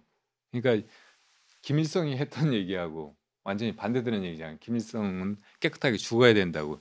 공산주의를 위해서나 혁명을 위해서나 혹은 남북 통일을 위해서 혹은 민중을 위해서 인민을 위해서 죽어야 된다고 그렇게 말했는데 박정희는 아무리 큰 뜻이 있더라도 죽어버리면 끝이니까 어떻게든 살아남아야 된다고 그렇게 얘기를 한 거라고. 그러니까 명분을 위해서 죽을 것인가 혹은 어떻게든 생존해야 할 것인가 이런 상황 속에 많은 사람들이 내몰렸잖아요. 전쟁 전후로. 그리고 그 전에 이제 일제 때부터 그리고 그 이후에도 사실은 큰 뜻을 가지고 나라를 생각하고 혹은 통일을 생각하고 뭐 그랬던 사람들은 목숨 걸고 했어야 됐어요. 그러니까 명분을 위해서 죽을 것인가 혹은 그냥 타협해가지고 기회주의적으로 살아남을 것인가 이런 갈등 속에 항상 있었단 말이죠. 이 얘기가 너무 장황해졌는데요. 어떻든 간에 그래서 이제 이 박정희도 만났고 김일성도 만났다 이런 얘기를 그냥 하면 별로 의미가 없는 거예요. 내가 그 보살님하고 이제 그런 얘기를 했다고 하더라도 그 대화만 이 글 속에 넣어놓으면 별로 의미가 없어. 그래서 박정희의 내력이랑 뭐 김일성이 뭐 이래저래 했던 거 막 그런 걸 좀 이야기를 해야 되잖아요. 그러니까 그런 거를 이렇게 집어 넣어놓으니까 이 글이 글로는 뭐 이렇게 개인적인 얘기하다가 갑자기 뭐 역사를 막 얘기하고 막 그런 거 같이 볼 수 있는 거예요. 이런 거를 주 같은 걸로 넣어서 빼야 되나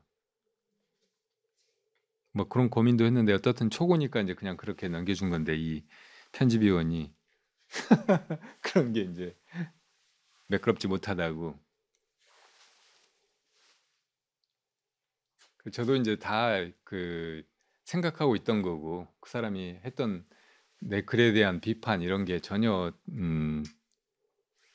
그 부당하다든지 혹은 화가 난다든지 그런 건 없었어요. 근데 어떻든 뭐 그렇게 해서 이제 그 원고를 이제 되돌려 받아가지고 이걸 조금 고쳐가지고 다시 내야 되나 그리고 또 하나 비판받은 건 이제 불교예요. 불교.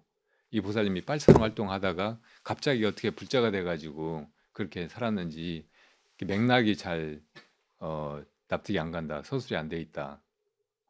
근데 그런 것도 이제 내가 그 보살님 살아 있으면 다 물어볼 수 있고 그 보살님이 또 이제 자기 일대기를 자서전으로 다 처음부터 끝까지 썼으면은 충분히 그런 걸 기술했겠죠. 근데 내가 그 보살님한테 물어본 적도 없는데 그걸 막 가공해가지고 얘기할 수는 없잖아요.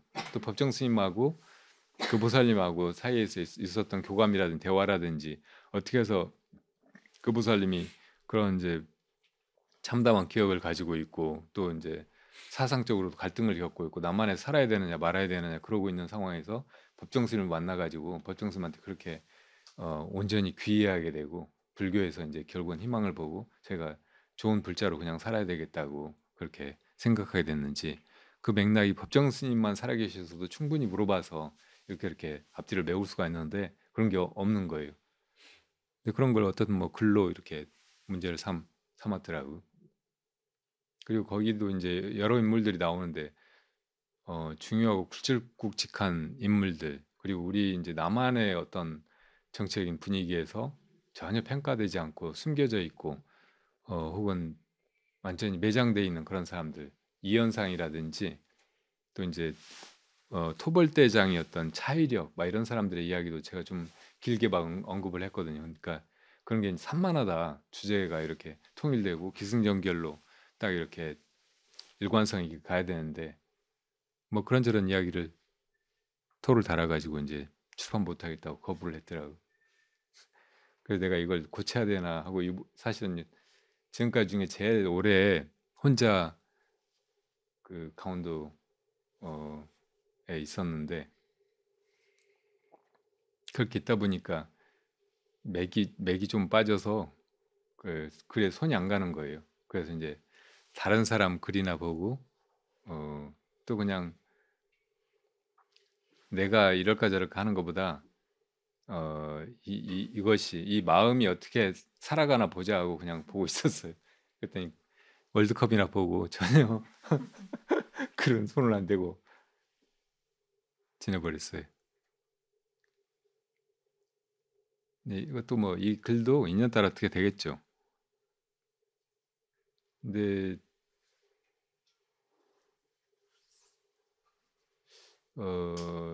스님이 돼가지고 뭐 글을 쓰고 특히 이제 이 정치색이 농후한 한 인물을 다룬 그런 거를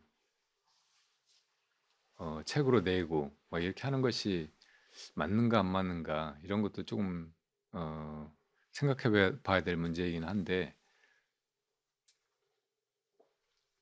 저도 처음에는 이제 출가했을 때 그냥 부처님의 가르침에 온전히 귀의하기로 했고 뭐 이 세상 모든 사람 혹은 온 중생이 겪는 고통 이것을 해결하기 위해서 내가 내 안에서 먼저 그 원인을 찾고 이 고통의 원인이 내 안에 있다면 그걸 먼저 제거하고 그리고 사람들에게도 그런 길로 가야 이 고통에서 우리가 다 벗어날 수 있다라고 어, 증거하듯이 확신을 가지고 이렇게 얘기하고 가르치고 할 수 있지 않겠는가 이런 생각으로 이 불문에 들어왔기 때문에 꼭 이제 우리 나라라든지 혹은 우리 역사라든지 우리 민족이 막 잘 되고 뭐 나라가 부강해지고 막 선진국이 되고 막 이런 데는 애써 관심을 안 가지려고 했거든요. 그러니까 거의 한 20년 남짓을 25년 정도를 전혀 그런 관심을 안 가지고 신문도 안 보고 뉴스도 안 듣고 막 그렇게 살아왔죠. 근데 이제 얼마 전부터 조금씩 이제 근데 관심이 가지 않을 수가 없었고 주로 기상사에 나가서 이제 취재하고 막 하면서 그 무렵에 이제 그 이명박 때 천안함 사태 나고 그랬잖아요. 그리고 그 뒤에 노무현 대통령 돌아가시고 법정 스님 돌아가실 그 무렵에 그런 사건들이 일어나고 하면서 이제 결국 내가 땅 위에 있고 대한민국이라고 하는 나라 안에서 한 국민으로 살고 있고 그리고 우리 역사를 내가 아는 아주 피상적인 그런 역사만으로도 우리 민족이 당해온 이 많은 순환과 고통, 이 끔찍한 기억 이런 것을 외면하고 어떻게 불자라고 스님이라고 탁상공론 같은 그런 이야기만 하면서 사람들한테 불교 수행하라고 뭐 이렇게 말할 수가 있겠나 싶어서 이제 조금씩 관심을 가지기 시작했죠. 근데 이제 단적으로는 세월호 사건이 나면서 어, 이게 그냥 피상적으로 보도된 대로 벌어진 그런 사건이 아니었구나. 그냥 교통사고처럼 배가 침몰해가지고 그냥 사람들이 그 많은 학생들이 이렇게 죽어간 일이 아니었구나 이렇게 느끼게 되면서 그 이제 내막을 찾아보기 시작했고 더 궁금해하고 그런데도 그게 분명치가 않아요. 그렇게 보니까 모든 사건들이 분명치가 않은 거예요. 노무현 대통령이 죽은 사건도 왜 그랬는지 분명치가 않고 그 뒤에 이제 노회찬 씨라든지 박원순 시장이라든지 이런 분들이 죽은 것도 분명치가 않아. 그리고 이 속에 어떻든 이 세력 간의 싸움이 분명히 있고 그 두 세력 가운데 한쪽은 뭐 이래저래 아무리 떠들고 명분을 내세우고 막 어쩌고 저쩌고 해도 상황을 얘기하고 그래도 이게 별로 정의롭지가 않고 대단히 이기적이에요. 그러니까 자기들 가진 기득권을 지키기 위해서 막 그렇게 떠들고 뭘 감추고 보도를 못하게 하고 가짜 뉴스를 만들고 막 그러는 쪽이고 한쪽은 그래도 무엇이 정의인지 무엇이 옳은 것인지 무엇이 우리 모두가 다 좋아지는 길, 잘 사는 길인지 그런 관점으로 접근하고 있는 것처럼 보이는 거예요. 그러니까 점점 저도 이 좌우 혹은 보수 진보의 대립 구도에서 한쪽에 서게 된 거예요. 한쪽에 어, 이야기를 하게 되고 그런 쪽에 뭐 이렇게 법문에서 이야기를 하더라도 그렇게 이제 말하기 시작하고 그러니까 이제 이런 게 반대쪽에 있는 사람들한테는 왜 스님이 돼가지고 한쪽에 치우친 얘기를 하나 혹은 왜 스님이 돼가지고 막 저렇게 정치 얘기를 하나 뭐 이런 실망감을 주기도 하고 그래서 철이 안 나온다는 사람도 있고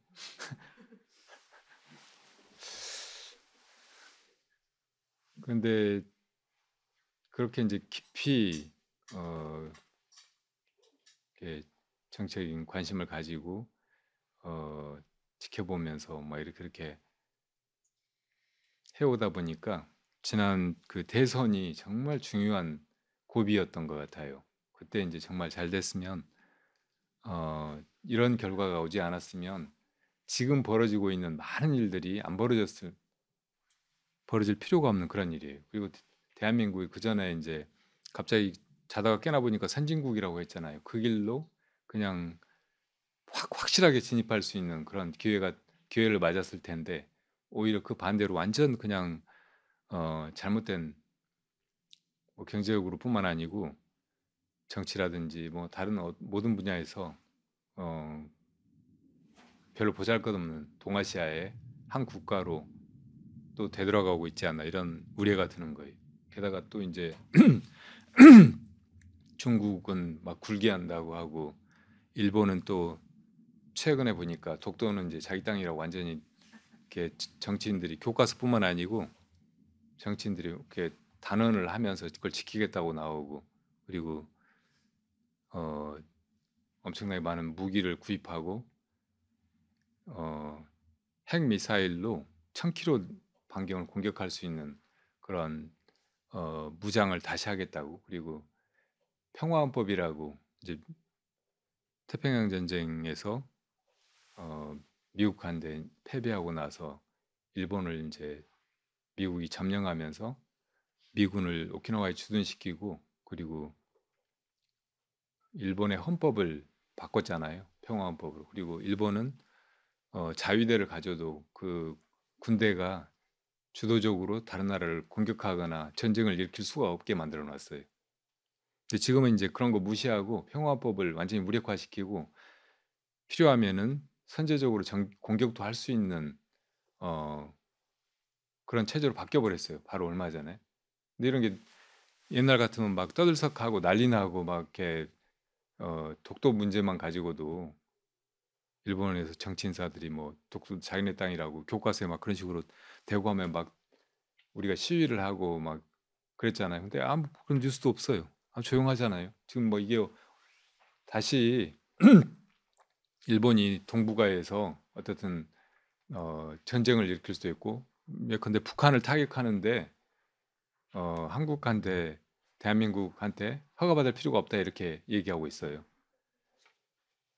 그러니까 지금 대한민국 헌법에는 한반도 영토는 한반도와 그 부속 도서로 한다. 그러니까 한반도 전체가 다 대한민국 땅이라고 돼 있잖아요. 그러니까 북한도 대한민국 땅이라는 말인데 우리 땅을 우리 영토를 공격하면서 우리 허가를 안 받고 할 수 있다.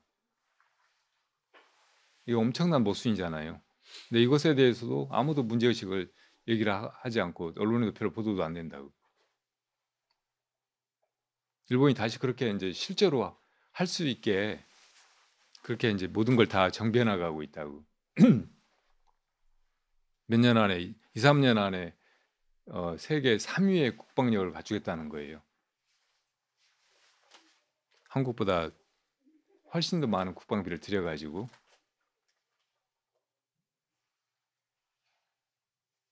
일본은 충분히 그럴 수 있는 나라잖아요. 그리고 일본 사람들이 그런 거 반대하지 않는다고.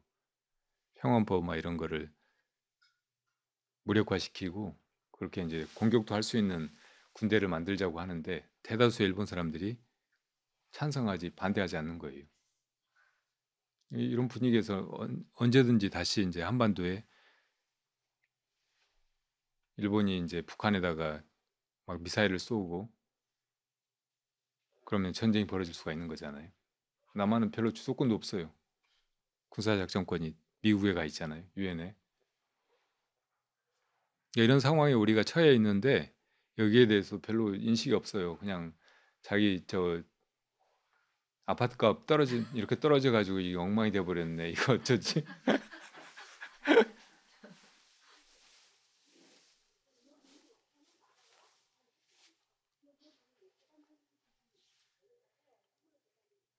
먹고 살기 힘들어서 어쩌지 막 하는데 정부는 전혀 그런데 이렇게 상황 파악도 못하고 미래에 대한 대책은 더더군다나 못 세우고 아무것도 추진 못하고 그냥 기득권 세력을 지키기에 급급하다고 자기 이익을 지키기에 급급하죠 사실은.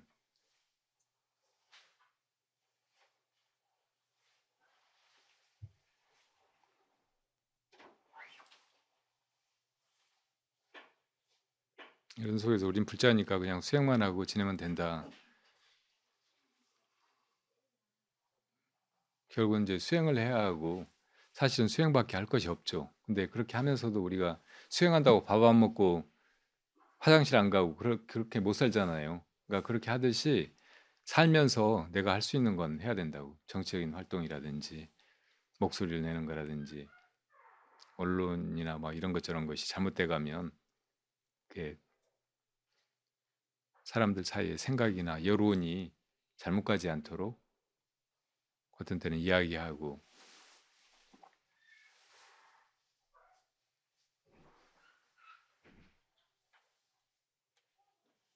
목소리를 내고 막 그런 일을 해야 된다고 생각하는 거예요.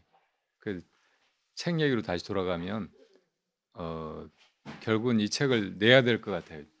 내가 그냥 스님이라는 이렇게 애매한 위치에도 불구하고 이렇게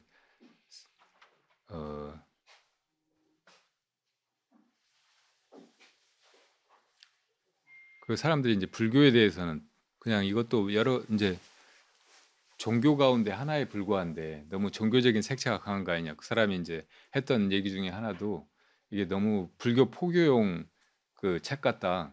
그러니까 이걸 창비해서 내는 것보다는 불교 출판사 같은 데서 내는 것이 좋겠다 이렇게 얘기를 하고 실제로 이제 창비해서 안 된다면 제가 이제 생각하는 건 불교 출판사에 내는 것일 수밖에 없어. 근데 불교 책으로 어떤 것이 나오게 되면 사람들이 일반적으로 보는데 한계가 있거든요. 불자들이나 보지 안 본다고. 난 내가 스님이어서 불교를 그냥 포기하려고 그 책을 내는 게 아니고 어쨌든 우리 역사가 실제로 수천 년 역사가 불교와 함께 흘러왔고 그리고 임진왜란 때 이제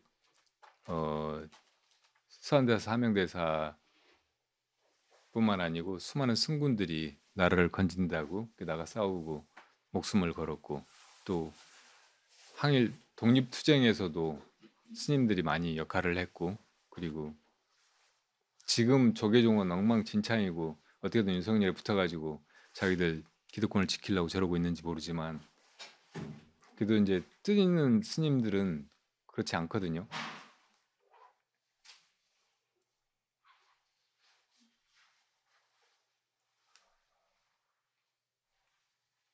아까 이제 도훈보살님 그 글에서도 기독교에서 하나님한테 그렇게 매달렸지만 하나님이 주지 않은 답을 부처님에게서 얻었다, 불교에 와서 얻었다 이렇게 쓰였던데, 어떤 불교는 깨달음의 길이고 이 세상의 진리가 무엇인지 이것을 부처님이 깨달아서 우리들에게 설파하신 것이니까 그거를 믿고 안 믿고 따르고 안 따르고 뭐 이렇게 할 그런 문제가 아니고 사실은 그게 진짜 진리인 거예요. 그러니까 따지고 들어가 보면 결국은 이것만이 옳고 다른 건 옳지 않은 거예요. 그리고 이게 옳고 그름의 영역을 벗어나서 실제로 그렇게 들어가 보면은 부처님이 이르신 그곳에 이르는 길이기 때문에 사실은 누구든지 그 길로 가서 이걸 확인해야 되지, 여기서 옳고 그름만 따지고 있어서는 안 되는 그런 문제인 거예요. 그러니까 불교는 많은 종교에서 우리를 구원한다고 말하지만 그런 구원들이 다 사실은 약속일 뿐이고 어쩌면 우리를 기만하고 있는 것에 불과한데, 불교는 실제로 이러이러하니까 이것이 진리이니까 이것을 바르게 이해할 때 거기서 이제 우리가 정말로 이 생사의 고통에서 벗어날 수 있는 구원의 그 비전을 얻는 거예요. 그리고 그렇게 이제 실제로 해보면, 그 길로 나아가 보면 실제로 구원을 얻는다고.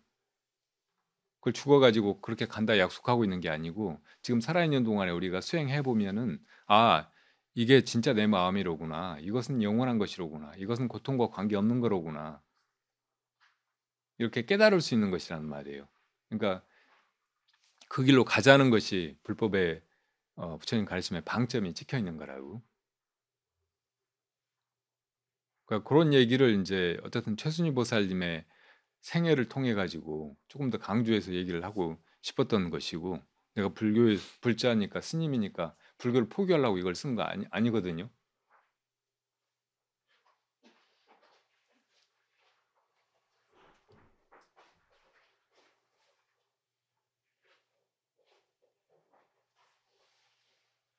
제가 책을 몇 권 내면서도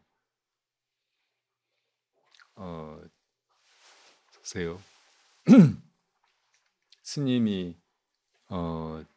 글 쓰는 사람이 되면 안 되겠다. 책이나 팔아먹고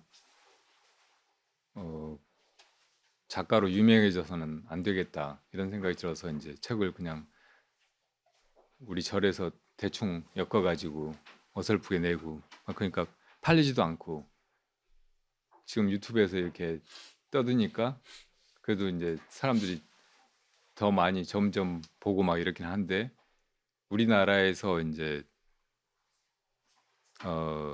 스님들 중에 이렇게 영향력 있는 그런 정도까지는 전혀 안 되는 것 같아요. 그리고 그 전에 법정 스님이 글을 통해서 사람들에게 이렇게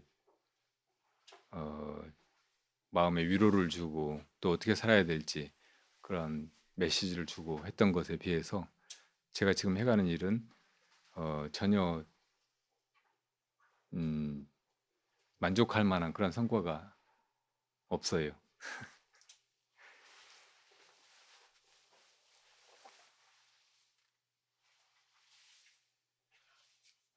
그 법정 스님 같은 분이 조금 오래 사시면서 지금 이제 우리 근자에 벌어진 그런 일도 겪고 그때그때 어떤 목소리를 내고 했으면 뭐 중요한 때에 사람들에게 어떻게 이 사태를 바라봐야 하는지 또 뭘 해야 하는지 그런 가르침을 주셨을 텐데 그런 인물이 없잖아요. 불교계뿐만 아니고 종교 전체가 그런 지도자를 잃어버렸어요. 다. 그 젊은 세대들은 이제 종교 같은 거 별로 필요 없다고, 이상스럽고 별로 믿어지도 않는 거, 그런 거 그냥 믿으라고 하는 거, 이 현실이라든지 이 삶은 이렇게 긴박하고 중요한데 공허한 얘기, 내세 얘기 뭐 이런 거 하는 비과학적인 어떤 것으로 이렇게 치부해 버리는 이런 시기여서 그러니까 불교도 그런데 도매금으로 넘어가 버리는 거예요. 사실은 이제 시대가 이렇게 흘러서 이렇게 빠르고 이렇게 바쁘고 이렇게 변화무쌍하고 앞뒤를 한치 앞을 내다볼 수가 없고 자연의 자연계 변화라든지 이런 것들이 훨씬 더 위협적으로 느껴져 오고 그런 속에 인간이 아주 위태위태하게 돌이킬 수 없는 그런 길로 앞으로만 가고 있는 것 같은데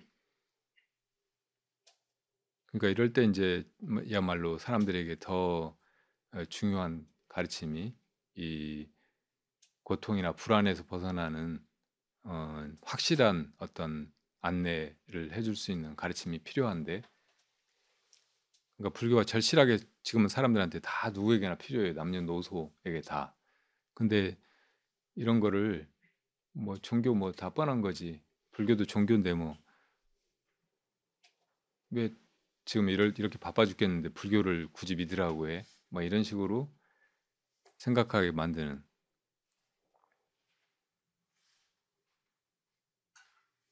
그런 상황에 우리가 처해 있어요.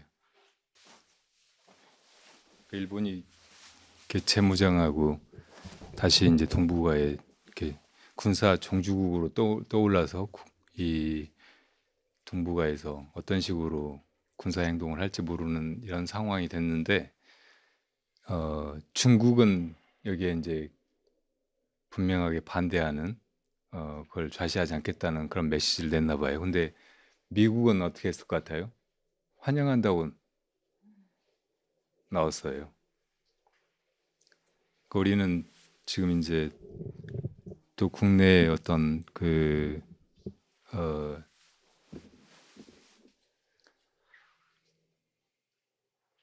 자본주의를 맹신하는 사람들, 극우에 가까운 사람들,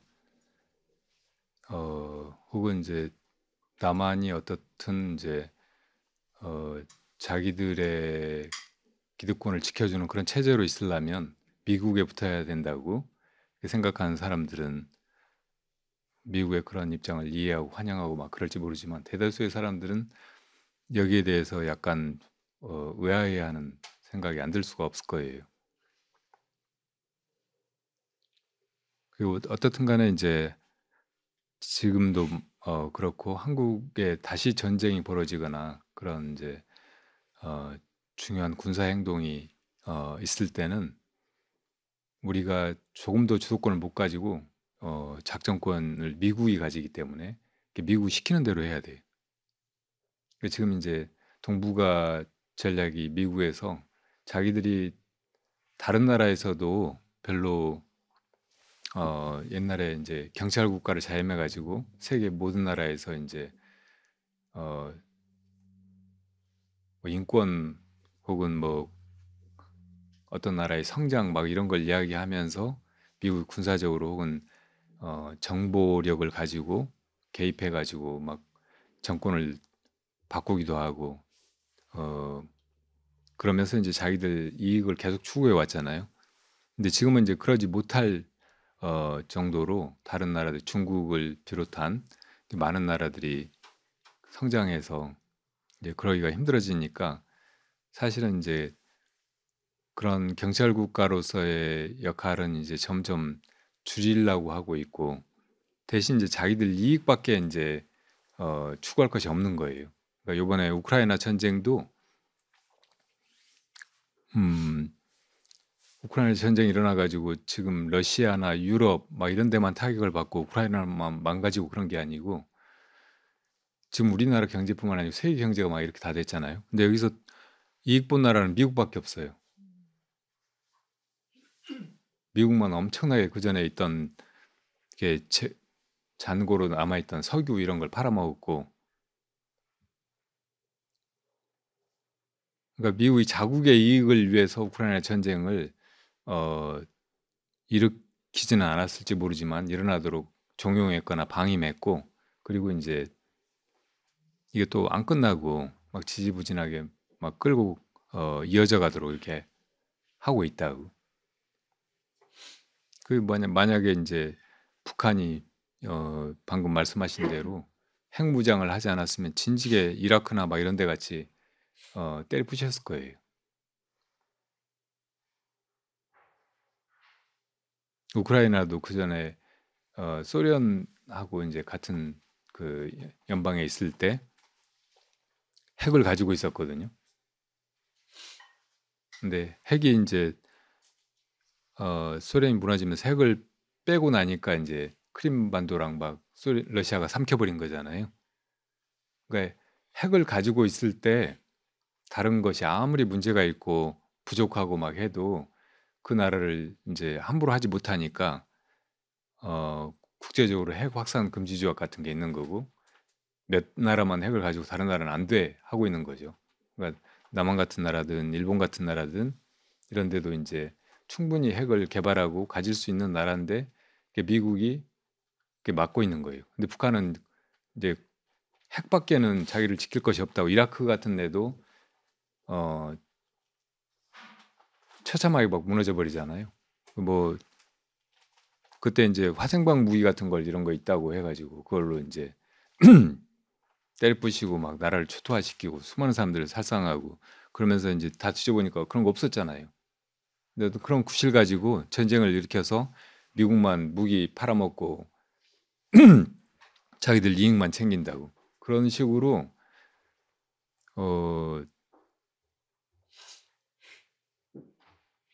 미국이 외국에 전쟁을 일으키는 게 다른 나라의 평화를 위해서나 그 나라 사람들의 인권을 위한 것이 아니고 전적으로 자국의 이익을 위한 것이에요. 네. 그러니까 지금 이제 일본이 막 그렇게 한다는 것도 그 전에 2차 대전 끝나고 나서 일본을 그렇게 이제 식민지 점령하듯이 이렇게 점령해가지고 그렇게 만든 헌법을 지금 완전히 뒤집어가지고 그렇게 기시다 정권이 그러고 있는데도 이거 일본이 그냥 종용하는 거잖아요. 미국의 이제 동북아 전략이 바뀌어서 그런 거예요. 일본을 앞에 내세워가지고 인도 또 이 동아시아 그리고 인도까지 다 이제 하나로 묶어가지고 중국에 장 대결하게. 그러니까 일본을 이쪽에 종주국으로 만들려고 하는 거예요. 옛날에 그 지주들이 마름을 내세워가지고 조금 뭐 이렇게 중간에 뜯어먹게 하면서 수작인들을 다 착취하고 그랬잖아요. 그런 것 같이 일본을 내세워가지고 일본이 그렇게 대신하게 하려고 하는 거라고. 그게 이제 자기들 이익에 부합하니까 한국 같은 건 안중에도 없는 거예요.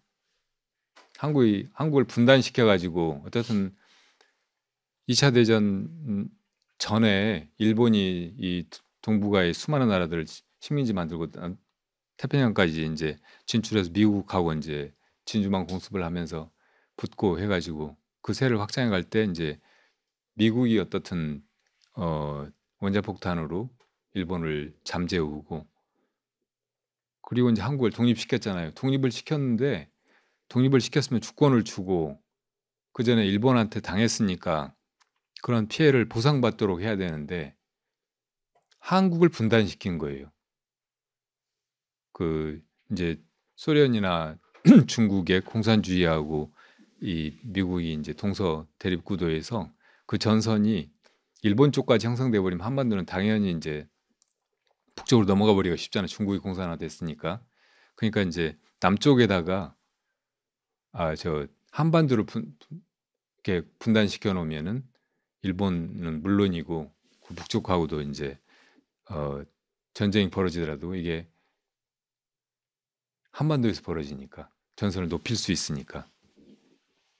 그러니까 한반도는 그렇게 희생만 당했고 미국에 그렇게 이제 붙어가지고 친미 세력이 지금까지 계속 친일의 그런 기득권을 지켜오고 그렇게 했는데 이런 앞뒤 관계라든지 사람들이 가지는 피해의식 이런 걸 하나도 생각하지 않고 그냥 자기들 전략대로만 지금도 이제 저렇게 움직이고 있는 거예요. 그러니까 이런 미국을 한국 사람들은 믿고 있어요.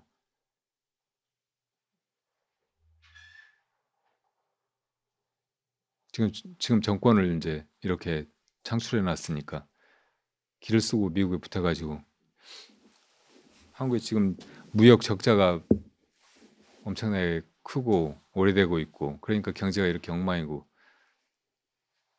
회복이 더 어려워 보이고 내년에는 정말 처참해질지 모른다고 하고 있잖아요. 근데 이런 게 다 중국하고의 관계가 원활하지 못해서 이런 중국하고 미국의 어떤 패권 구도에서 외교적으로 능숙하게 잘 하지 못해서 다 이제 망가지고 있는 거라고. 이런 개념이 하나도 없어요. 외교하는 거 보면은 엉망진창이잖아요. 다 반대로 하고 있잖아요. 나라 망하게 만들고 있잖아요. 우리가 점점 주도권을 잃어버리게 그렇게 만들고 있다고. 미국뿐만 아니라 이제 일본에 예속시키고 있어요. 일본 자위대 훈련할 때 한국 해군이 가가지고 우길기에 거수경리하고 그랬잖아요. 일본이 이제 북한 때리려고 공격하면 우리도 이제 일본 지휘대로 군대 동원해가지고 북한하고 싸우는 거예요.